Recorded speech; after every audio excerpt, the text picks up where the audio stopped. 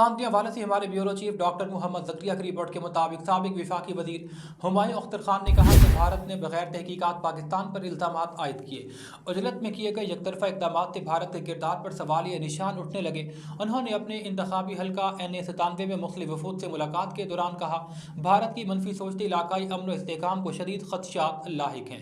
भारत किसी गलत फहमी में ना रहे। पाकिस्तानी फ़ौज किसी भी मुहिम जोई का मुंह तोड़ जवाब देने की सलाहियत रखती है।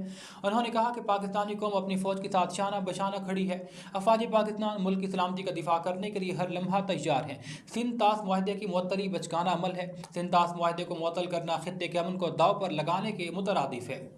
उन्होंने कहा कि अपने हल्के के मसाइल हल करने और तामीर और तरक्की के लिए कोशिशें जारी हैं। किसानों, समाजी शख्सियात और इलाकाई माहिदीन से इस मौका पर मुलाकात की गई। साबिक वफाकी वजीर मुख्तलिफ अफराद के घर पहुंचे और अजीज़ व अकारिब के इंतकाल पर इज़हार ताज़ियत और फातह खाने की।